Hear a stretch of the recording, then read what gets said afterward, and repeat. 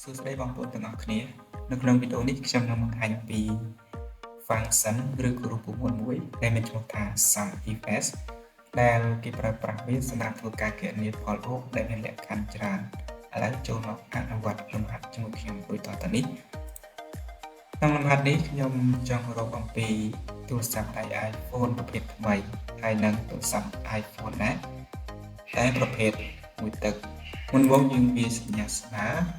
ហើយពីរូបមន្ត SUM if S ហើយយើង select លើចំនួននេះមកខមាមួយទៅមកទៀត select លើប្រភេទទូរស័ព្ទដៃហើយខមាមួយយើងចុច double quote ដើម្បីសរសេរលក្ខខណ្ឌ iPhone ដែលយើងចង់រកទៅមកទៀតយើងខមាមួយហើយ select លើប្រភេទចំនួនថ្មីមានតែប្រភេទថ្មីហ្នឹងហើយខមាមួយទៀតយើងវាយ double quote ដើម្បីរកលក្ខខណ្ឌគឺប្រភេទថ្មីទៅមកទៀតគឺយើងបិទព្រំវិចរមកដូច្នេះគឺទូរស័ព្ទដៃ iPhone ទាំងអស់ដែលយើងបានធ្វើការគណនាគឺឃើញថា18ហើយយើងចង់រក iPhone ប្រភេទមួយទឹកយើងគ្រាន់តែវាសញ្ញាស្មើហើយ SUM if S ហើយយើង select លើចំនួននឹងមកខមាមួយទៅទៀត select លើទូរស័ព្ទដៃ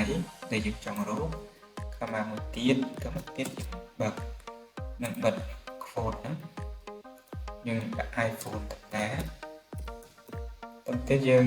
ខមាមួយហើយ select លើប្រភេទថ្មីឬក៏មួយទឹកយើងខមាមួយហើយពីដុំ quote ពីរដងយើងវាយថា second hand យើងវាយឲ្យត្រូវទៅតាមពាក្យដែលយើងបានសរសេរនៅក្នុងទិន្នន័យរបស់យើង